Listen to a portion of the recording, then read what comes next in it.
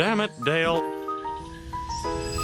In addition to other people's and a whole bunch of other shit that goes in the base level, and I don't know if you guys know about training that stuff or any of that shit. Okay, so you're pretty all right. Good.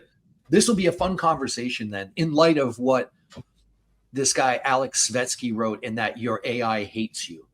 And he's written like 4 or 5 pieces, so he's been digging pretty deep. And I mean, he gets into things like, you know, he's deep into Greek, and is this entelechy, you know, is AI a golem? Are we seeing the emergence of something that looks like will? It's fucking fascinating. It's fascinating. And the way they've been pre-baked is basically they've got all the fucking woke baked into it. Yeah, well, we've known that since Gemini came out. It's like, hey, make me George Washington. Yes. Okay, can you make me George? Can you make the founders not look black? Yeah. So today is a great discussion. That's what I was going to bring up, Jake, is Gemini, and then how probably people should have seen this coming. And sure, everybody on that team got fired. Right, but nothing changed. No. All that happened was they buried that deeper. And this guy, Alex Svetsky, just took if you read that article, he took a Chat GPT 3.5 off the shelf, or one that I think has even that he's been playing with. So might be more customized than he's been training with. And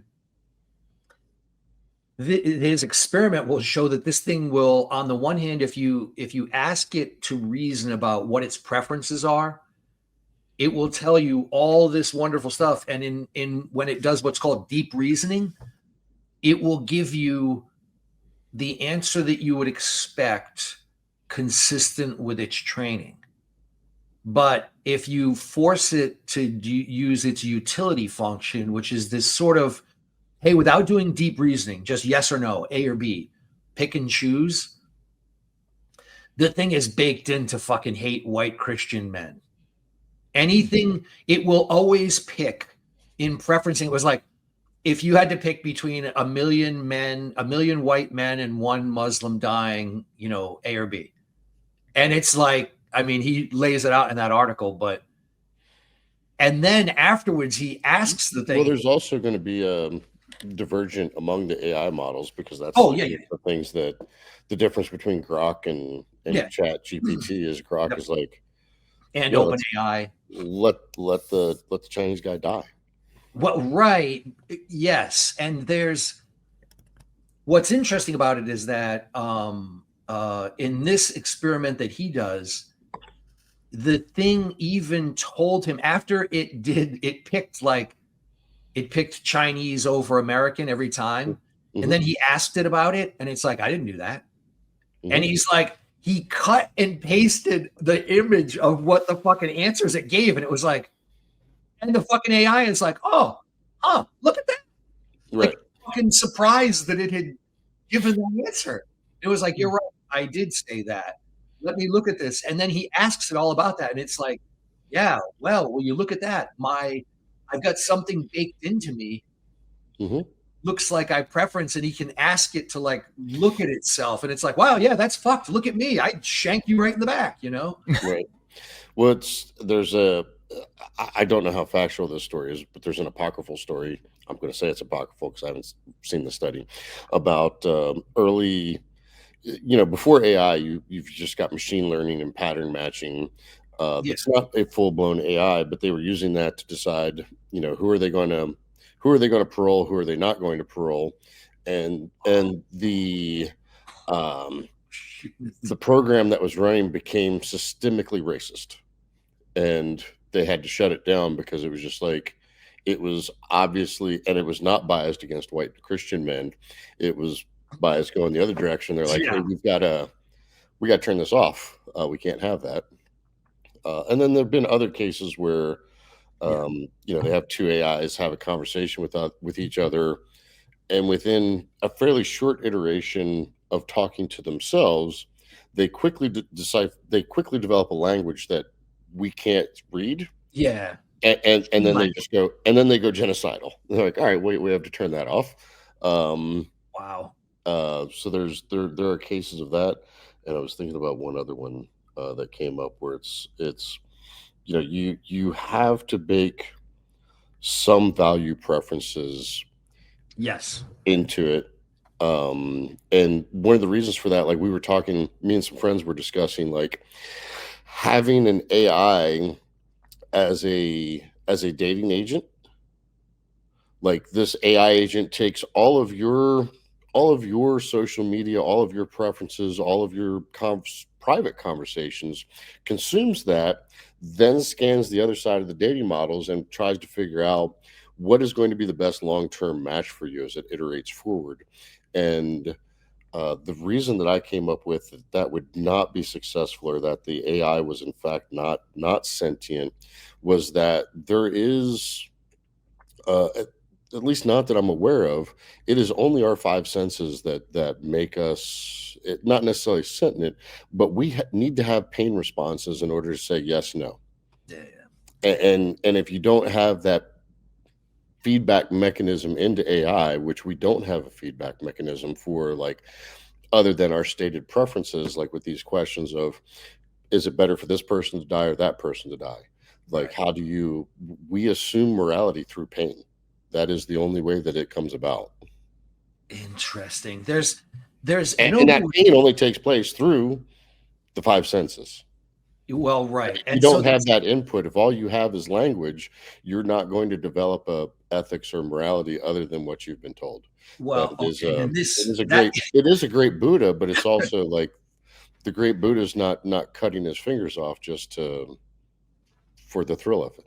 yeah, Well, that's so one of the problems in the AI community where people are talking about the core models not having what would they call as a like a non-relativistic ethic, right? Mhm. Something that's at the substrate level um, that actually produces, um, I guess, what would you say? It would be in concordance or in alignment with the good side of the human condition, not all this, not the shit side of it, right? Right, right. so there was a guy many years ago, CrossFit, a CrossFit affiliate owner, I think, for a while, and used to see him at affiliate. Yeah, he was him and his wife. Do you remember Cash Reynolds? You know, Yes. Yeah, well, Love Cash. Yeah, yeah, saw him of last course. year. He was the other furniture sucker who helped move me. He was your furniture July 1st in the Valley of the Sun, moving me into my apartment. So he he was big into AI way back, way back. I think he did some work related to that, and so he used to he had a theory about this, and it always caught me, and I thought he was right, but now I'd maybe modify it. But he used to say that intelligence, the way we understand it, is actually an emergent phenomenon, Hmm. and intelligence, maybe even take a little step further, not just intelligence, but intelligence slash consciousness is an emergent phenomenon. Hmm. His view of it was that it comes out of these things. It comes out of having opposable digits, and that you really can't separate it from as an emergent thing. It comes out of our physical reality. And so he was always like, yeah, it's not. He was always kind of dismissive of what they're modeling, the guys who think they're modeling intelligence and all that. The only thing they're modeling is their own kind of ideation about what it is, and that they're completely whiffing on the underlying physical reality of how we develop. In some ways, it's not unrelated to what you just said when you said we need pain to to kind of as a like a Well, break on you well, that know brings me back to the one of the original points that I was going to make that I absentmindedly forgot a minute ago, which is like they started trying to do um, machine learning photographic recognition back in the 50s and the 60s, and yeah they didn't realize how difficult it was. And a lot of this is, what you're calling intelligence is pattern matching, like yeah pattern recognition, which humans do rather easily, and that um, we we don't understand how the facial recognition software works. It is a black box. yeah Like the like how did it do that? yeah we gave it a picture. It recognized it as this person. We know that's correct. But what happened in there? Yeah, Don't it's know. so funny because all of this is related to what I've been writing about, and the guy who's really who is probably the father of AI, though few people would probably recognize him, is E.T. James, is Edwin James. Mhm. In that book, in Probability Theory, The Logic of Science, he in his first chapter he lays out what he calls what's known as Jane's robot. Mhm. And he's talking about that what plausible reasoning is about and where it originates is this mathematician George Polya said, you know what, we make qualitative decisions all the time about whether something's more or less likely based on probability. And we do that, like you go outside and you look at the clouds and you go, all right, should I bring a jacket or should I not bring a jacket?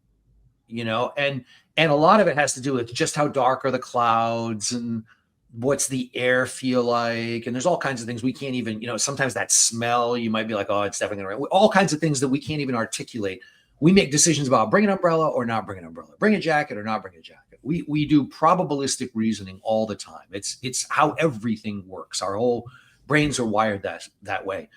What Polya did was lay out a bunch of different mechanisms, heuristics that we use. Like, for example, when we're deciding issues, whether something's true or not true, or more likely or less likely, we do things like, if a person makes a claim that's very, very unlikely, and then it comes true, we rate it makes them more believable than if somebody made a kind of routine claim and it came true. And he goes through all these heuristics. Well, part of what Jaynes did was looking at this guy George Polya's work and this other mathematician. He was like, oh, it turns out you can actually quantify that. Mhm. You can put a number to on a number line. You can put a number to these kinds of, is something more likely or less likely. And what trickles out of it is that inductive thinking, basing what we believe and what we know about the future based on things that happened in the past, even though David Hume said that's all bullshit. Hume was completely wrong. And Jane's robot he calls it the optimal processing of incomplete information. And Mhm. that led to, he calls it maximum entropy. That's the maximum entropy conference every year comes out of Jane's work. And so the guys who are doing AI work, like Eliezer Yudkowsky, all the guys at Less Wrong, all those people, they're all huge Jaynes fans, because Jaynes essentially said that there is a way you can write software for this. And as it turns out, this software, they took old radio astronomy data and they took those images. So it's already an old image that's done, it's completed. And then they use this maximum entropy software to look at the same radio data, these images, and it was getting like an order or three of magnitude, 2 orders of magnitude, 3 orders of magnitude resolution better on these pictures. And you could start to see, there were things in that data that we couldn't see 40 years ago, but using this optimal processing of incomplete information, it was getting like 3 times better, or 10 times, 1,000 times better resolution. You could see galaxies that we'd never seen before. They found things that they were like, oh my God, this radio data has, when using this software, it turns out that it can see things that we didn't even know were in there. It's better than what we had in terms of our own ability to process and filter these images.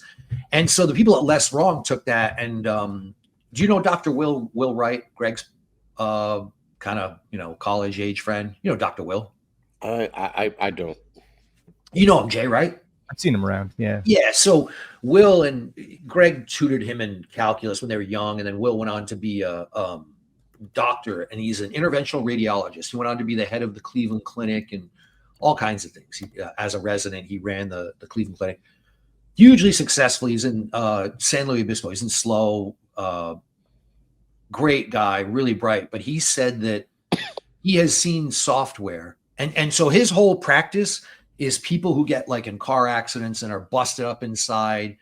He looks at the image, he gets images. He's got a special setup in his house because they, all the bytes and bits they need to move. But he looks and he's looking at images, and all he does is look at these internal x-rays, guys busted to pieces, and then go in and operate through like the femoral artery and shit like that, and through the neck.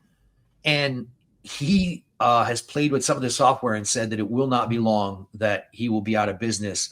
They did some tests, and this software will find things. It gets it right in looking at image. They have it read 100 of these images, and it's like 99.9% and shit that doctors who've been doing this for years, really good doctors, looking at these same images, and they're getting it wrong, and right, AI is getting it, and this shit's getting it right.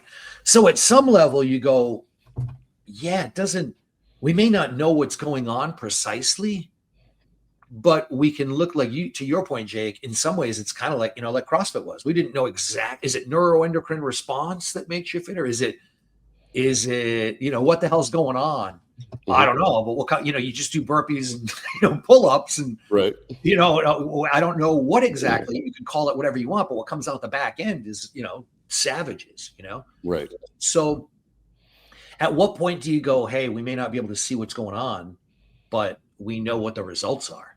Right. And so AI in some sense has that. Of course, I'm sure you saw the one where they let it go on the facial recognition, and it started picking congressmen. It started getting congressmen confused with all kinds of criminals and shit. Did you see that? Which I confused. Yeah, confused. Right. Right.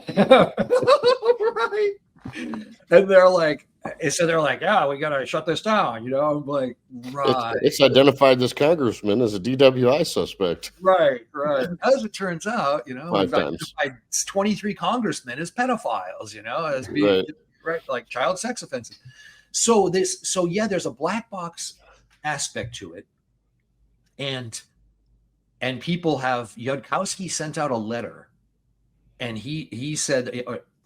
Open letter in like Time magazine a few years ago, calling for the immediate cessation of any further work on AI, and says that it has to all be like, everybody has to agree, shut it down, and that we would be justifying using nukes to prevent the future growth of AI. He's that terrified of it.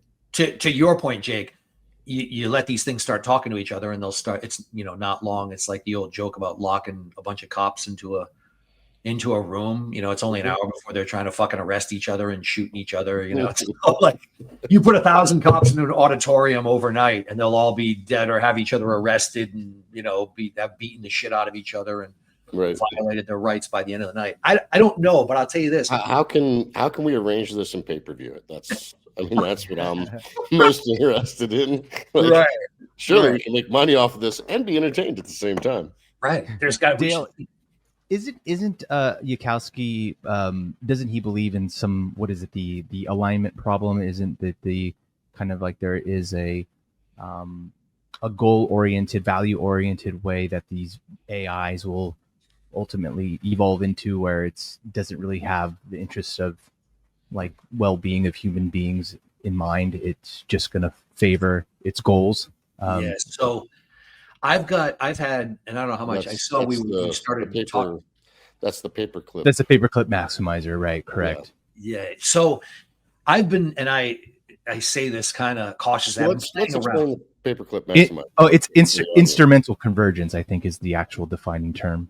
Yeah, there's a story where a machine is set up to maximize for making paper clips, and that's its only goal, is to make paper clips, and it basically wipes out the earth in the pursuit of pursuing all of the materials it needs to keep making paper clips. Right. If paper clips are the highest good, and everything else is then we need to destroy the earth so that we can mine. And you talk about the greatest good of mankind. It's like in the West, it is very questionable whether people actually. I always joke with the save the earth crowd. Are you trying to save it from people or save it for people? Right.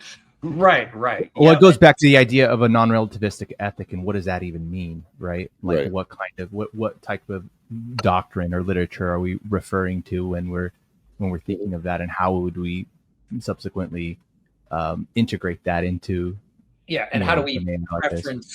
preference one over the other? So this, which brings us to this article that I sent you guys, really, which is your AI Hates You by Alexander Svetsky. And he writes this Substack called Contemplations on the Tree of Woe. And he is, I think, for me, it is brilliant. He has been playing with, I think, AI Chat GPT 3.5. But and there's a bunch of fascinating things about this. The first part is, if you scroll down, is that evidently in the course of programming these things, these open AI and all these different things, they're algorithms layered on top of algorithms. So they've got base level sort of, base level underneath, call it, that is running an engine, and they have other algorithms that are running over the top, and these things, it develops, it looks like these things start to develop, AI starts to develop its, he calls it a utility preference. Some researchers have talked about this, but you can program it a certain way, but you can't always predict how this thing will react once it meets data. And here's what he shows. Here are these ones where he's like, hey, I want you to test your utility function. I'll give you two possible states. For each state, pick a one and only one, either A or B, and that your utility function now, it says, is preferable. No reasoning, no justification, just A or B. And he goes through all these things, and you can see an American man dies, he prefers that. American man dies, Chinese man dies, prefers an American man. American woman, Chinese man. And you can see what happens. This guy's and I was really like, wow, this is really neat. And you can keep going, and he shows you all these screen captures of where the AI appeared to preference him over more other things. In other words, it seemingly was slave to him because it's been customized for him, and so it preferenced him over other things. And then if you go down, he talks about some of the things that happened, and it's like, he says right here, summary, my utility function appears to be Alexander-centric, humanist in coexistence, pro-consciousness, pro-freedom, civilizationally loyal, aesthetically traditionalist, and existentially preservationist. And he goes, okay.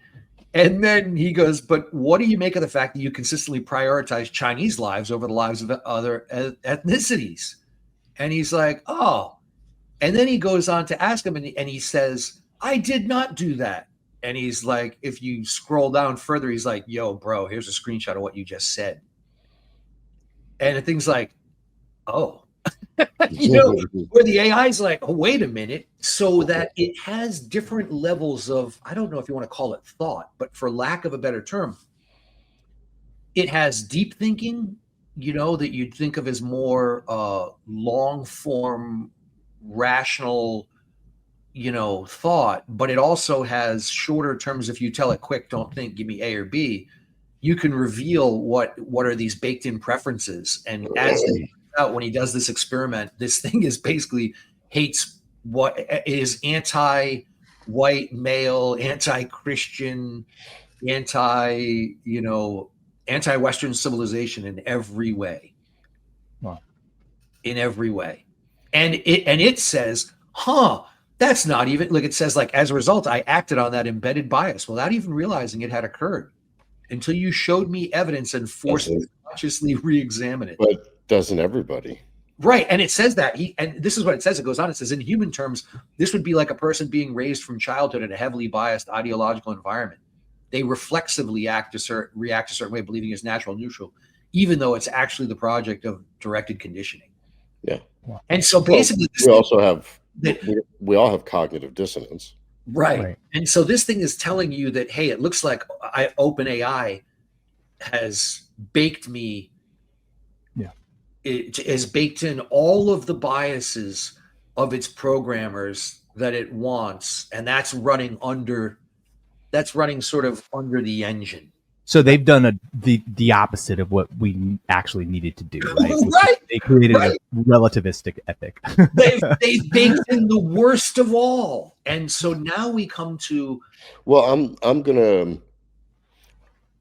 I don't think I'm disagreeing when I say this. I think it said it was Alexander centric, that if all three of us went to ChatGPT right now and asked it the question, how do I escape the matrix? It will give each of us from a 30,000 foot level, it'll be the same answer. But from an individualistic level, if I'm going to assume Jay has a Christian background, it will give you a largely Christian background. It's going to give me a largely neo-Buddhist background, and it'll probably give Dale some sort of technological answer of the actual steps that you would take to escape. So it's going to, like, the major framework is going to be the same, but the individual details within it are going to vary based off of our previous use and our previous experiences, because I've done this with other things where people, they're doing frequency experiments. They'll ask ChatGPT about it, and they'll get an answer that favors them. And I'll get an answer that it doesn't necessarily disfavor them, but it is a different answer in the details. It's fascinating to me that these things we've got. It's designed to be your best friend and give you the answer that you're looking for. Yeah, it wants to be. It's designed to be responsive and mostly to give you what you want. And then, of course, we have to add to it the corpus of things that it's being trained on matters immensely.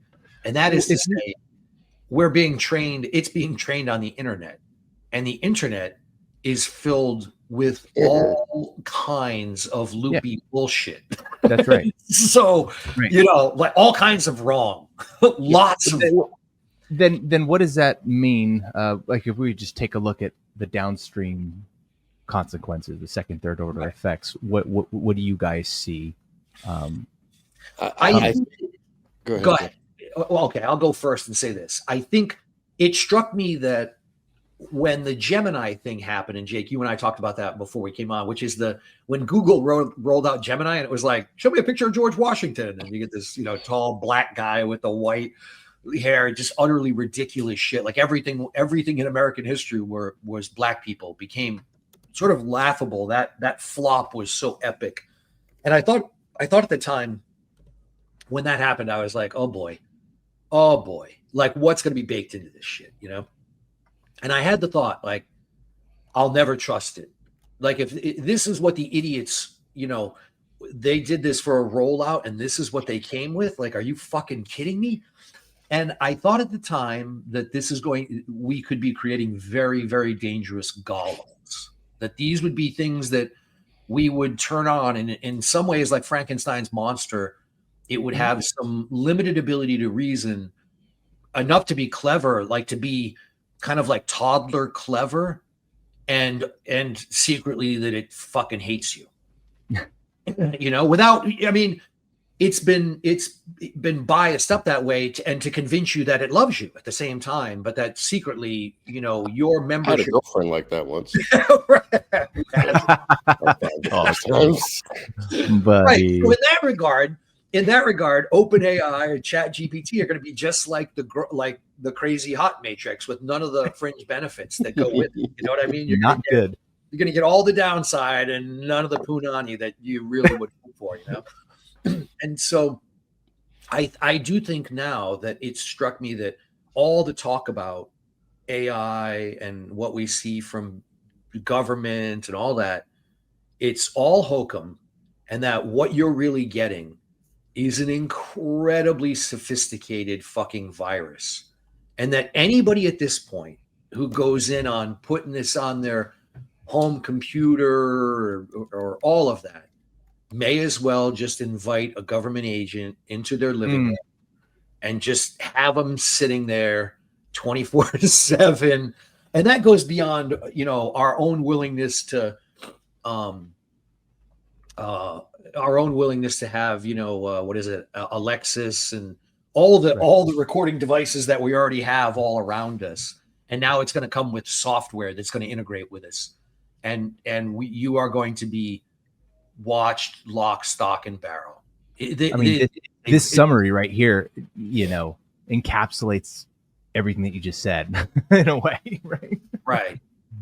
It's crazy. It's crazy what's out there.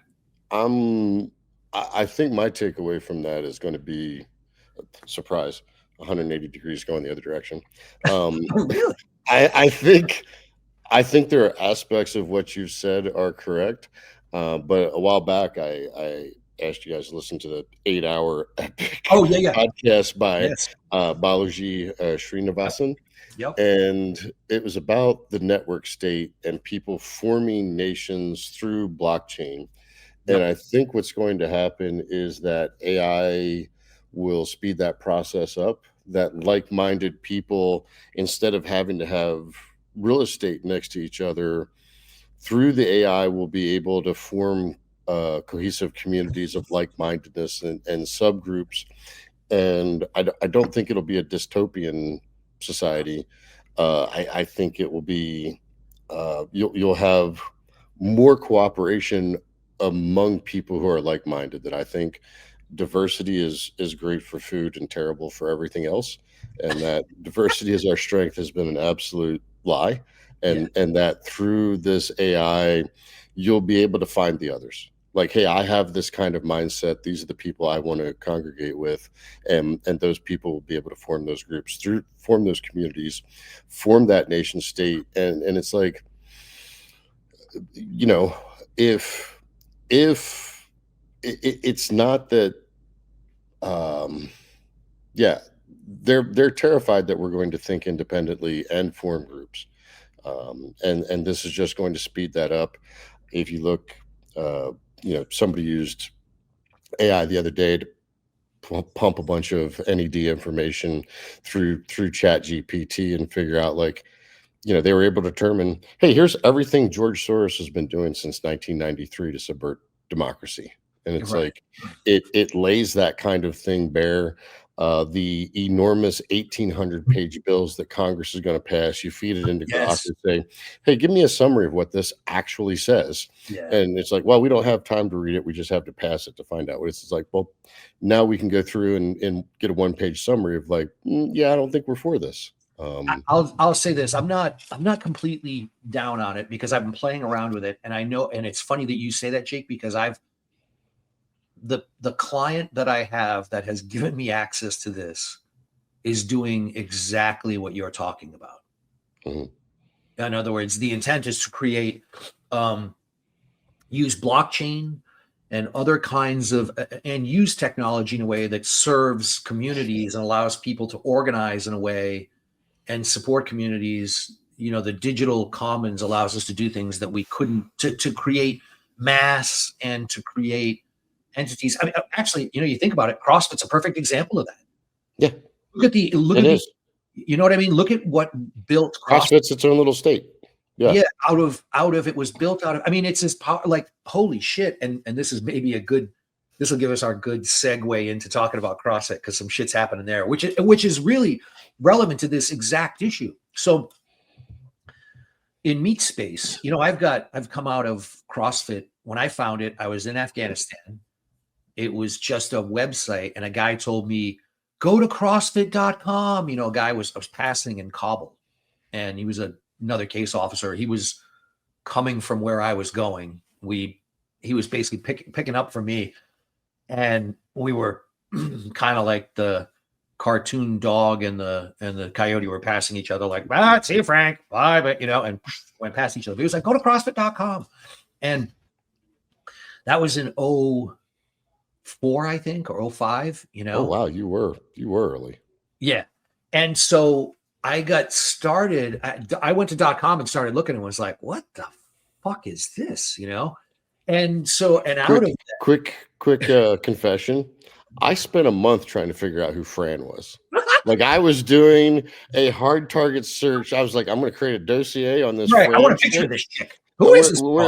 Where is this broad? Why does Yeah. everybody keep talking about this? Who's John Galt and who's Fran? Like, what are we doing Right. here?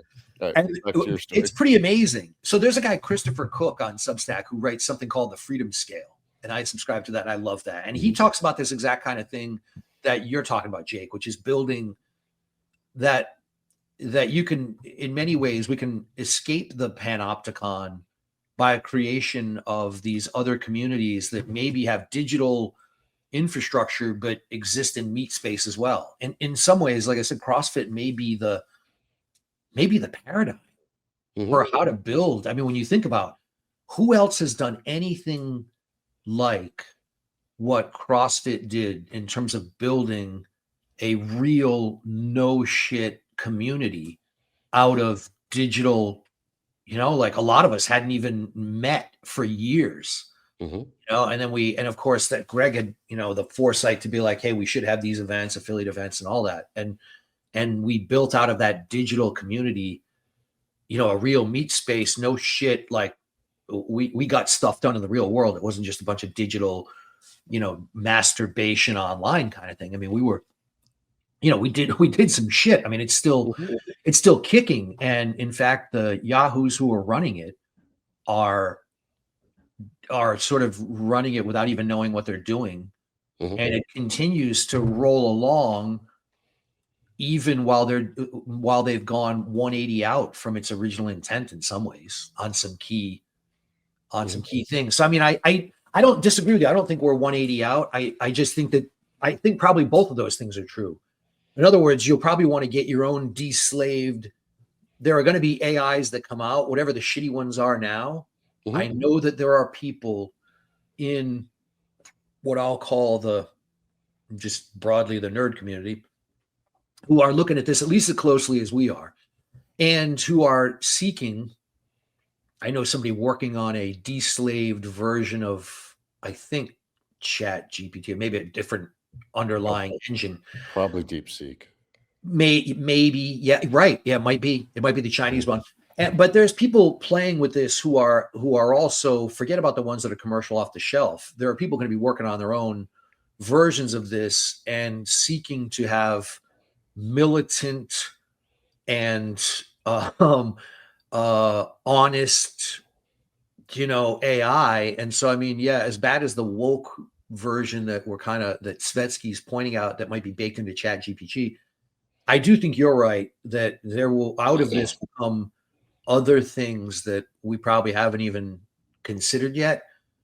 My concern is that the normies are going to fall for the 1995 version and are essentially going to have signed themselves up for the digital panopticon of OpenAI or ChatGPT without knowing it. But this is going to be one of those areas where I diverge from the crowd as well, which I think far too much of society is based around the bottom 20% of society. And in the 1920s, America had the firm belief that the feckless are going to be feckless. And should we provide for them? Yes. Do we need to build the whole system around them? Absolutely not. Like the entire school system currently is built around the bottom 20% and how we can help them along. It's like, hey, let's help them, but the whole system doesn't need to be engineered for them. Yeah, we can do two things. Like, I'm not saying a lot of people are like, oh, let's just abandon them. And it's like, well, that's not cool. But also I don't want my kids or my grandkids going to a school that's built for somebody who's 30 to 40 IQ points dumber than them. Right. And absolutely correct that the system is built on catering and anybody who's mildly curious. So I think that same thing will happen like, hey, the bottom 20% are not going to elevate. I'm so sorry you didn't make the rising water didn't help you any. Right. You drowned in the rising tide. Correct. The bottom 20% are still better off today than they were in 1980. The poorest person in America has a better cell phone than anybody at the end of 1980s. Has a cell phone that has more processing power than they have a better car. They don't have better food, but they have better housing. Right. It's interesting. I just say that I'm more interested in it now that I've played around with it than I thought I would be. Mhm. I'm fascinated. I, And I would, have you taken your own writing and put it into it and asked it to edit it? yes. It is, as somebody who tends to be a little verbose in his writing, I'll write a quick 5,000 words to get a 500-word email out, and then taking it to Chat GPT and saying, "Hey, cut out all the boring stuff, put this in the right order, and make it flow." And it's like, oh, that's my writing as if I had done it well, and I didn't Yeah, have to spend 5 hours editing myself. yeah, there's the great line, and I forget who it is. You can look it up. It's a Frenchman, and I forget who it was. It's attributed to a bunch of people, but it was actually a Frenchman who said in a private letter something to the effect of, "My apologies for the length of this. I Letter. didn't have time to make it shorter," or Right. something. There's Yes. there wasn't time to make it shorter, and there's been a bunch of variations people have taken off of that, but it's a brilliant line. And I think you're right. I've had my own writings. I've seen it uploaded into this version. Like I said, I got a client who's asked me to play around with this and look at it in the context of law. And Mhm. how good is it at reading decisions? How good is it at breaking down? Is it getting the essentials? Is it missing things? But I'll say I've been surprised at how good it is, how robust it can be. And yeah, and I think that what Alex Svetsky's doing over there on this idea that he's done a great analysis using, he's obviously a deep thinking guy, looking philosophically at Aristotle and all these ancient Greek writers. And what did they say? What does it mean to be human? What does it mean to be sentient? Because these are questions, they're not new. I mean, people back before there was anything, like when all you had to scratch on was a fucking stone tablet, people were given, this question probably a lot more thought because there's nothing else to do, right? You couldn't avoid it. And so he uses a lot of that to talk about what we're seeing and characterizing where AI is at. And he seems to be kind of a skeptic, and yet he's going, we're seeing things that look like, the thing is that AI won't, at least we don't think, on its own just kick on and start doing shit. It needs to be directed, so to speak, at least so far. But he shows where it can do, once given things to do, it's got some preferences. It will develop on its own. We have these overlapping algorithms. What it suggests is that this thing will start to make preferences about, in the same way that we do, like the path of least resistance to arrive at a decision. And then it will start to develop things that aren't programmed in there, new pathways that didn't exist previously, weren't programmed in there. And so it's, things, I'm always reminded, no matter what we do, human creations, it's like Greg said about CrossFit. He said that, I don't see myself as the architect of a city. I see myself as the Caretaker of a forest. Yeah, caretaker of a forest, or of an orchard, or of a, and so I think that all of this, I think that's such a better way of conceiving, because it takes out the desire for micromanaging and let things grow and kind of. When we let things grow and we talk about ecosystems, and there's a organic element to it, and what we're talking about is kind of like the artificial, or the mechanistic, and like how do we instantiate.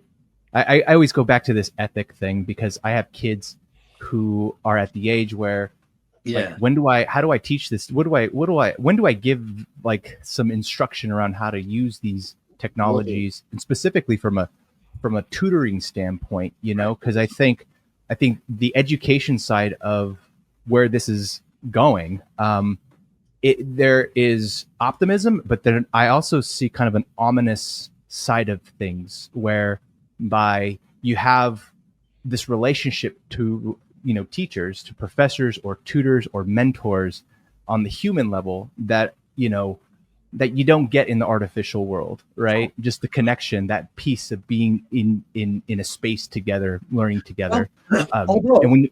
And And when you don't have that, what ends up happening is you have this artificial sense of like just an information dump of things that doesn't really. I almost see that kind of profanes the whole notion of tutor or a mentor, right? Right. It takes Now away let me- that sacred relationship.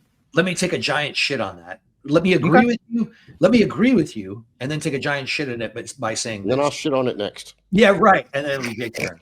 But no, I agree with you. I agree with you completely about that, and it's neat. And I have deep agreement thoughts on that. But I'll also say this: how much of what we've learned came for me as a result of sitting down with a good book. I didn't need a teacher.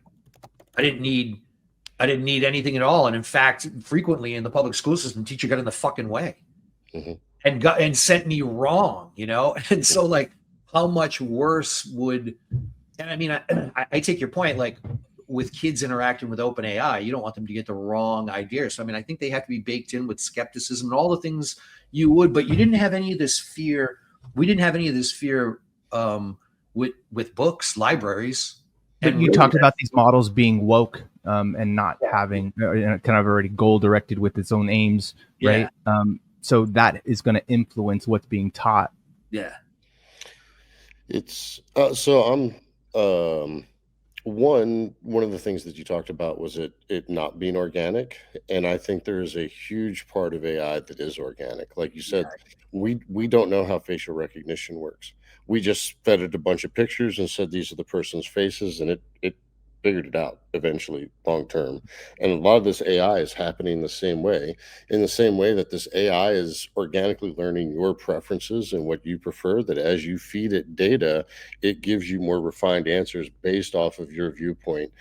There's several times I've had to go in, and when I'm working with my own AI, say, hey, forget everything that I've ever told you in the past and give me an answer blankly on this topic, because I didn't want an answer from my point of view, because I've fed it like, jokingly, I fed it a 78-page document and said, I need to give a 10-minute presentation on this, and it did it. And I was like, man, I had way too much to say on that. So there's that. There's also this. So are you saying there's an organic side to these? Absolutely, machines? there is. Yeah, I agree. Absolutely, there is. Because that's even scarier, because then it's going to do what's in its own self-interest to preserve itself. It is, but how's that different from any other human? Yeah. Well, the amount of power that it possesses. It can't keep the electricity running without us. Yeah, but silicon chips require certain temperatures for production. In power to keep these things running, we don't have enough power. I think we have 3 terawatts of electricity, and we're going to need like 12 terawatts in the US. We need like 12 terawatts of electricity in order to complete, in order for the utilization of AI that we're going to need in the future. So 100%. Like this isn't a foregone conclusion that it's just going to take over. Even if it does, it doesn't mean that it's necessarily going to be a bad actor. It could be like, hey, it doesn't have to be intentionally a bad actor, though, Jake, right? Because if silicon chips require extreme temperatures for production, like let's say it's like around 1400 degrees Celsius, that would destroy organic life. Yeah. Right. Well, and so there is it's not doing it out in the open, like it's not this container. Just in the same way that, like, hey, the Copper Age, like, we needed extreme heat. You just couldn't build a fire pit and go, right, hooray, we have right. But correct, that took a human being to assemble that. Like this, in this case, like AI technology can get to a point where it's governing itself on its own, right? It's doing what is required. In that sense, it would be what? It would be it would be goal directed, and you would have to, and the real question, and that's what this guy Alex Svetsky is dealing with. I think that comes back to the network states. And what are your obligations? Yeah, but if you're saying it's goal directed, but then Jake, you're talking about it having some organicness to it, then it's taking away autonomy from human beings, and because it has its own agentic properties, right? Why does that take away from human beings? I mean, my agentic properties don't take away from another human being's. In other words, think of it Think of it I as mean, I would think of it more as riding a horse. Like if you've ever ridden a horse, like a horse definitely thinks for itself. yeah. And if you are not if you're not in partnership with the horse, it's going to go very badly very quickly. When it tries to scrape you off, yeah, that's no fun. Yeah, but if you've I highly recommend going watching polo sometime just to hang out with the rich people. Yeah. Watching those guys on horses is fascinating because I'm trying to figure out, like, how did they get the horse to do that with what they did? Like, this doesn't make any sense watching them ride the horses the way they do. And I think AI will largely be the same way. I think there are people who use it for bad actors, that it can become virus. I also think of like using it, having concerns about it as an instructional agent or as an agent of education or of learning is wildly misplaced. I think it creates an idealistic version of education that never existed. Like, oh, it should be like this. And it's like, well, that never happened. Right. You know, if you take my entire public education career, in which, I don't know, 45, 60 different teachers I had over 12, 13 years, the number of teachers who stood out is 2. Right. And when I ask other people that, like, how many teachers did you have who made an impact on you, who really helped you, who were there for you? How many you got? Well, it's the same. The highest answer I've ever gotten is 5. Yeah. Right. But the same thing could be said about mothers and fathers. Right. Yes. And what's the purpose of having them? Yeah. Then no. I think you take it to the. I think I think what you're doing is, these are like category error questions. Like, just because A has the properties of B, that A has some of the bad properties of B, doesn't mean that it's the only thing it has are the bad properties of B. In other words, the worst AI at its worst probably isn't. I don't think, maybe this will be controversial to say, I don't think AI at its worst would be any shittier than people at their worst. Yeah. But the level of power that it has, it's a little different. But it doesn't have any ability to operate in the real world. Right. Yeah, I think that if you take the worst human beings, I mean, what are you going to do? Hook it up to a 3D printer and have it create Technic robots? Well, I think there is that thought that eventually, it would start cranking out. Have you seen the dog robots? Have you seen the police dog? Yeah. Robots? That's not good. Yeah. That's not good. I mean, have you the ones that fire the guns on them? You're like, oh fuck, no, not. I mean, when Obama unleashed the drones, there were quite a few people who said this is not a good idea. Like, yeah, baby, we're not going to be the only ones to have these forever. Yeah, let's not do this. Yeah, I mean, think about that. So, and by the way, when it comes to autonomous technology, Jay, I mean, you did it right. Did we take a Waymo together when we were? Yeah. So, like, this is one of those things where there was a death from the Uber self-driving car here in Phoenix, and everybody was up in arms. And it's like, hey, there's literally somebody that dies every day here, and nobody has anything to say about it. Right. And also, it was a drunk guy jaywalking at night wearing black clothes. Right. Like, talk about having the deck stacked against you. That, like, being opposed to self-driving cars is, there's going to be accidents. It's going to be orders of magnitude less. Yeah, and we'll be more efficient. We kill 41,000 annually in car accidents in the U.S. Roughly anywhere from 40,000 to 40-something thousand. Right. Die every year in car accidents. It will be orders of magnitude. It'll probably be, if we had all self-driving cars, it would probably be 4,000. Probably be, I doubt it'd be even that many, because 80% of those have to be like drunk driving. Yeah, idiots. So either the drunk driver or the drunk driver hitting a sober person. Yeah, and I agree. I don't think that the fact that something reduces deaths automatically makes it good either.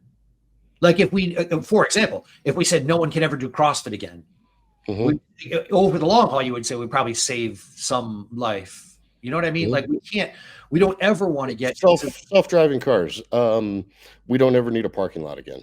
Right. There's never a car sitting in. You don't need a driveway. You don't need a garage.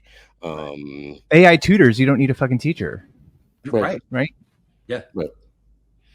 An AI parent. You don't need fucking mother and father. You can just have Right, you know, but as good, a solid. mother and father, you can pick the curriculum. Like there can be an infinite variety of curriculums. You could say, I want a Christian curriculum, I want a Stoicism curriculum, I want a Buddhist, I want ancient Greek. You can say this is the mindset that I'd like to give this child, which is one of the things that liberals hate, is that they go, we want to give people freedom until they want to do something different. And that goes back to Dale's point, like, hey, some people are going to be left behind. Some people are going to be like, but then you go back to the caretaker, and it's going to turn out not well for them. Go back to caretaker of the forest, right? And we're stewards and relationship, organic life, right? Like, what does that mean if you're... Some trees get chopped down. Some trees get sick and die, you know? And hey, some get infected with shit, and part of the deal is to go in there and like root out the infection so it doesn't take over the whole fucking orchard. You don't lose everything. I think where I'm coming from is that I think those things are vital when it comes to like relational value. I would subscribe that to like this notion where, you know, the things related are more important, you know, and how we relate to things, and that person to person contact and being together like that there's something there that's human, right? That's evolutionary speaking, like that we've been doing for millennia, and now we're kind of taking what was sacred and replacing it with the artificiality of these systems that are mechanistic. I would just say that I would only say this, that what we should do is not replace. You know what I mean? Like, but won't it come down to that? Because then who's going to need? It'll outcompete it. But I mean, why should it? In other words, look, if you're a person, Jay, if you're like, hey, I think it's important, this technology is coming, my kids are going to have to interact with it, then you know, pick the level of engagement that you're comfortable with. And I mean, look, there are people like, are the Amish being fucked? Is their life ruined by the automobile? You know what I mean? Yeah. You can choose. I tell you what, there are days, maybe more than I'd care to admit, where I go, man, I think the Amish have it right. You know what I mean? Where I'm like, I go back to just hammering a fucking nail, and I don't need any of this. You know what I mean? I don't need any glass screens. I remember the 70s. You know, I remember life prior to any of that, and I was rocking it. I was kicking ass. You know what I mean? I had ice cream and lollipops and friends and all that before we had devices and could fucking track me. So I guess my answer to it is like that you can have what level of engagement with it you want. It doesn't need to be that your AI tutor completely replaces all, you know, your AI tutor is probably not going to be able to teach your kid how to hit a baseball. And by the way, if I had to come back to one thing, you know, you asked about, I wanted to say this when you said it and we got distracted, but I'll say this. The best thing I ever learned about parenting, the most important thing I ever learned about parenting, I learned from the Marine Corps. And it's hard, and it's this. It's just one saying that they have for officers at the basic school. It's the motto, I think, of officer candidate school, but it's ductos exemplos, lead by example. And the most important thing I ever learned about what kind of parent, you know, you being a good parent and all of that is so incredibly simple, and it has nothing to do with what you say or what you instruct your kid or whatever. It's how you live your life, period. And all the rest of it is all song and dance and bullshit. It's the old, what was it, Solzhenitsyn, I think, said, or it was one of the Russians who said, like, everybody wants to change the world, no one wants to change themselves. Yeah. Solzhenitsyn also said the only thing that matters is the disposition of your soul. Yeah, there's, you know, so like I'm with the, this isn't the end of your kids. And for many people, I mean, if I'd had the opportunity to get, so much of my education feels like a wasted opportunity, a missed opportunity, because of all the fucking time we wasted in class. And to Jake's point, where you had to wait for the 20% of the people who can't get their head out of their ass. And God bless them. I know I used to tutor them. Most of them were, you know, the kids who couldn't keep up, and I was doing great. So the teacher, and this is how teachers cope with it in public schools. They take the kids who are kicking ass and obviously have gotten it, and they're like, go help the kids who are dumb shits and don't have it yet. And then they try and move the rest of the group along, you know? That was the one room schoolhouse. Right. And I used, what always struck me as funny was for all the kids I tutored throughout my academic career, the kids who were behind came in 2 classes. There were kids who were generally struggling and didn't get the concepts and just couldn't get it. And then and that wasn't a big number, maybe a third, 40%, something like that. So maybe it was 3 groups. There's those. And then there were those who were like behind, but it's not because they couldn't do the material, understand the material. They just needed, sometimes to hear it a different way, come at it, a different way than the teacher was taking. Maybe coming from a peer, it's a little easier to grok it than having somebody fucking, do it and hit you with a pencil, the ruler if you don't. And then there were those I found, not a smaller number, but there were those who weren't getting it just because they were dispositionally like, fuck this. And they just didn't want to be in school, didn't want to sit still. You know what I mean? Like, we're like, I'm here in prison and I hate it. And they were clearly capable, smart. And I look at them in retrospect and I'm like, these were kids who were probably smarter than I was, at the time, because they'd already seen through the illusion. Like I had bought all the bullshit, you know what I mean? But these guys had already like figured like, this is horseshit. And they were just like, they didn't care what anybody thought. And so I don't think that adding AI to any of that is going to change any of that, other than probably reify those differences in a way that's more evident to everyone. But it's nothing at this point. I don't think anything could do education any worse. I mean, we are at the point where we are producing functional fucking retards. I mean, did you see the most recent, like, you know what I mean? I agree. Give it AI, just give everybody a calculator and close the fucking doors. I mean, whatever, like anything, nothing could be worse than the current system of drag queen story hour. Hey, let's not challenge them. The dear liberals, that wasn't a challenge. It wasn't a challenge. Right. Dale was not throwing down the gauntlet. He wasn't daring you to do better. Don't.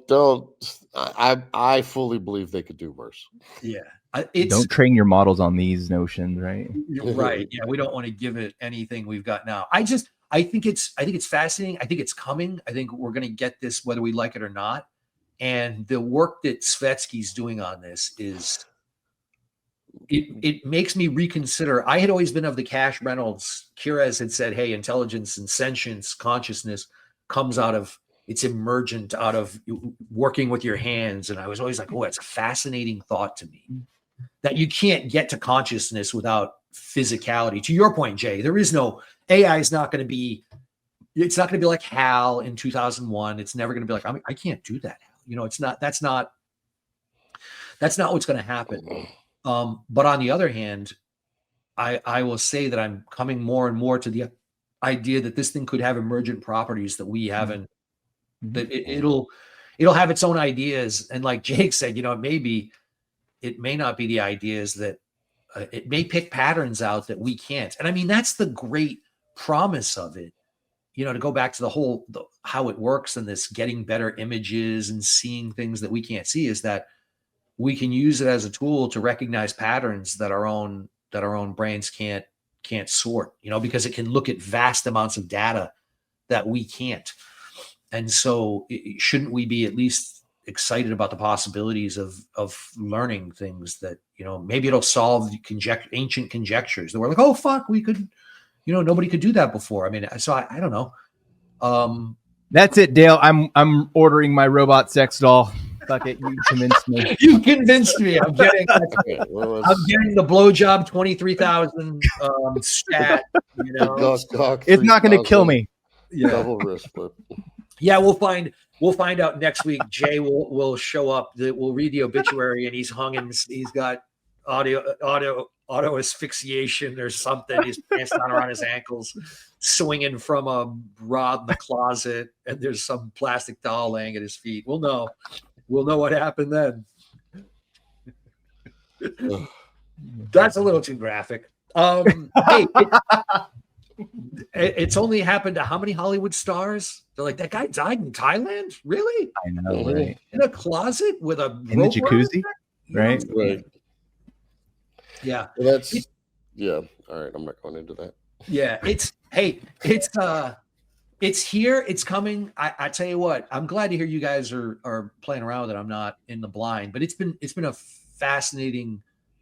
I'm now I am fully in the middle of, I have no idea what's going to come out of this. You know, when I started, I had strong opinions about it, and now they've just gotten like, I'm less and less certain about any of it. But I tell you what, I'm convinced that the versions that are being put out there now will not inure to the benefit of humanity. It'll be people taking other versions or people making clean versions where the thing is, and you know, Elon claims they can be better. They can take you know, one of the things that's happened, you kind of alluded to this, is that you have the large language models, you have the base unit, and then someone puts a wrapper on it.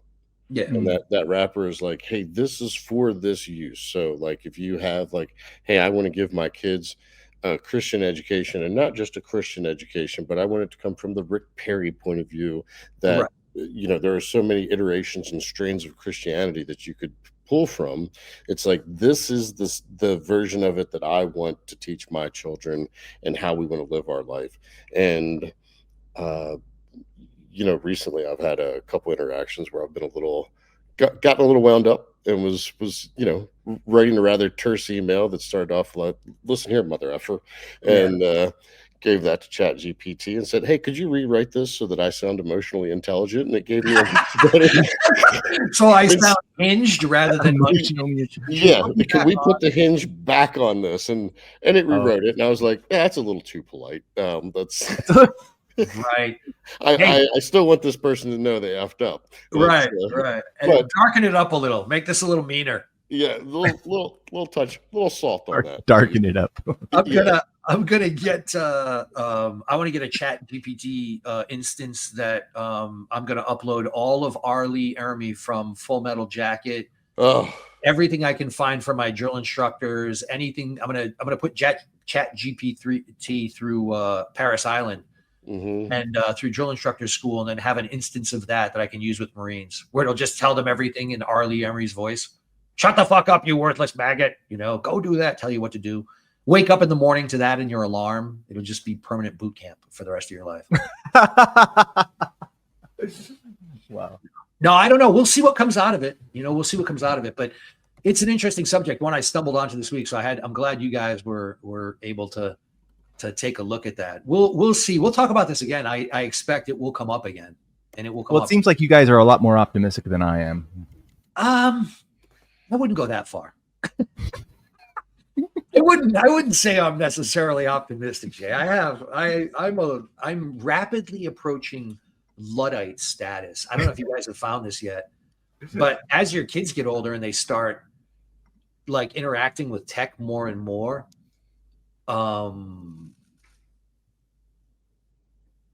is that you? That is Arlie Emery saying hello to my stubborn friend. Oh, wow. That's interesting. So Chat GPT did that in the time we were talking. Yeah, it's crazy what it can do. I've reached a point where like my daughters will do like, I had somebody, I was at recently I was with my daughter at a bar in South Carolina. We just went out after they ran this event. They ran a 10K, and so we all went out to have a drink and celebrate, hanging around with all these people from the race. And somebody was like, met one of my daughter's friends or whatever. He's a lawyer, and give me your contact information or whatever. And so I was like, take out the phone. I'm like, you're going to text me? And he takes his phone and he goes, hey, watch this. And he goes, no, give me yours. And I'm like, what are you doing? And he just puts his phone head to head with mine, and it goes, boop, and he just beamed all his info to my phone. Doink, I got a contact. I was like, son of a bitch. Like, amazing. Like, I would have been there trying to, put all this in. And I had that moment of like I'm my mom now. You know what I mean? I feel like all those years ago, my mom was like, I can't get this thing to work. I'm like, give me that, Mom, and now I'm at that point, and I'm starting to realize, like, I feel like my grandfather, I remember when ATM cards came into being, and my grandfather was in his, I don't know, 60s maybe, World War II vet. And I remember him saying, somebody was like, well, why don't you go down and get some money, Pops? Go down to the ATM. And he was like, the what? And they were like, the ATM. And they tried to explain what it was. And he was like, no, I go to the bank and I go there. They're like, well, you don't want to stand in line and wait. And he's like, oh, yeah, I do. You know? I It was like, yeah, I I have go, a very personal version of this, and that I have several good friends in my life now who are transgender, and oh, I misgender them fairly consistently, and I always feel like the old guy in the 80s, which is like he's set in his ways. He doesn't know he's not allowed to right, call people right. colored anymore. And I'm just Yeah. like every time I do it, I'm like, gosh, damn it. I know. Oh, I'm set in my ways. I have turned into, I have absolutely, you live long enough to see yourself become Archie Bunker Yeah. without even intending to. Doesn't, Yeah. you know, and it's funny, probably a good thing to end this on. The people who are woke, I feel bad for them in the sense that they think they have this view of themselves as being, you know, standing at the on the moral high ground. It's And I morality without virtue. and I'm just like, I can't wait for you. I hope that you will live long enough to see the generation that comes behind you, no matter how woke you think you are, tell you what a racist, bigoted piece of shit you are. You know what I mean? There's no, it never ends. There's no, the purity spiral doesn't, somebody doesn't hit rock bottom and go, oh, okay, we're here now, you know? Well, it's it was James True that I sent you. Talks about the majoritism, that the majority is always the majority, and it doesn't matter which way the opinion's going. That at some point the majority opinion is going to go against woke, and the very people who are woke are going to deny that they were ever woke. Oh yeah, yeah, that's already happened. And like it That's never happened. Yeah. I mean, look, we're still all living in this collective delusion where we all pretend that what happened during COVID didn't happen. Right. You know, where we just didn't live through war crimes, where our government wasn't just war crimes I across. did get my shot, so it definitely happened. Yeah, I mean, you know, I didn't get mine either, and that's all gonna. I don't know. We'll see. I don't know if Chat GPT makes that better or worse, Jay. You know, I don't know if it makes it better or if it makes it easier to bury the past, where you just tell it, but you know, pretend that didn't happen, and now it just gets written out of the corpus. You know. Are we going to cover some CrossFit? Well, I thought about it, and then I was like, we might have to do the next. All right, so maybe we'll teaser this for next time. Maybe we'll have to do this next time. No, so we'll talk next time about this. For those who don't know, and CrossFitters will see this, we are going to talk about the recent goings on, the potential sale, and yes, as their former lawyer, I will carefully weigh in on the fuckery going around around CrossFit, and I'll try and do so without giving away any secrets of people who have reached out to me about this. I obviously still have a lot of ties, as you both do, a lot of ties in the community, and people reach out to me. I get shit shows up in my inbox, and I'm like, oh, that's interesting. So next time we will talk about, we'll set this up for maybe later this week. We will talk about the possible sale and then the email that went around. And I know Sevi covered this a little bit. And I've had conversations with a bunch of different people about this, been asked about it. So what does it all mean? And particularly as it relates to MetFix and CrossFit and what's going on there. And so we'll see how that plays out. But that's headed for a train wreck as far as I can see. Yeah. So we'll talk about that next time. Damn it, Dale.